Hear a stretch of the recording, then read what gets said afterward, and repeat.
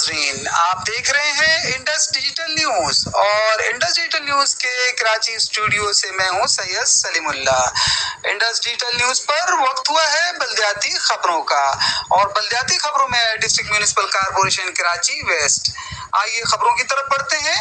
Administrator بلدیہ غربی سید شبیع الحسن نے کہا ہے کہ سیلاب متاثرین کو سہولیات کی فراہمی کی اس مشکل وقت میں ہم سیلاب متاثرین کے ساتھ ہیں، اور ان خیالات کا اظہار انہوں نے انتظامیہ بلدیہ غربی کی جانب سے قائم کیے جانے والے کیمپ کا معائنہ کرتے ہوئے کہا۔ انہوں نے موقع پر موجود بلدیاتی افسران کو ہدایت دی کہ کیمپوں اور عارضی رہائش گاہوں کے اطراف میں صفائی ستھرائی، روشنی کی فراہمی اور پینے کے پانی کی فراہمی کو ممکن بنانے کے ساتھ ساتھ ڈائریکٹر سینیٹیشن کو ہدایت دی کہ مختلف مقامات پر جراثیم کش ادویات کے چھڑکاؤ کو یقینی بنایا جائے تاکہ ڈینگی وائرس، مکھی، مچھر اور دیگر حشرات کے خاتمہ کو ممکن بنایا جا سکے۔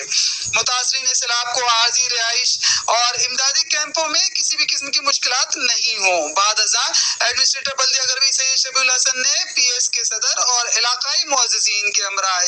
UC23 بجلی نگر کے مختلف علاقوں کا دورہ کیا۔ اس موقع پر پی ایس کے صدر نے سیوریج کے حوالے سے مسائل کی نشاندہی کرتے ہوئے بتایا کہ نالوں پر تجاوزات اور سیوریج سسٹم کی خرابی کی وجہ سے سڑکیں اور گلیاں ٹوٹ پھوٹ کا شکار ہیں، جس کی وجہ سے نہ صرف عوام کو آمد و رفت میں شدید دشواریوں کا سامنا کرنا پڑتا ہے۔ اس موقع پر ایڈمنسٹریٹر نے پی ایس کے صدر اور علاقائی معززین کے شکایات کے حوالے سے افسران کو ہدایت کی کہ تجاوزات کے خاتمے اور سیوریج سسٹم کے بحالی کے لیے گلیوں اور سڑکوں میں چھوٹے اور بڑے نالوں کی صفائی کو افرادی قوت کے ذریعے یقینی بنایا جائے۔ انہوں نے علاقائی معززین کو بھی یقین دلایا کہ محدود وسائل میں رہتے ہوئے انتظامیہ نے بلدیہ غربی کے حدود میں صفائی ستھرائی اور خصوصاً نکاسی آب کے مسائل پر قابو پانے کے لیے جامع منصوبہ بندی کے تحت حکمت عملی وضع کی ہے تاکہ عوام کو زیادہ سے زیادہ سہولیات میسر آ سکیں۔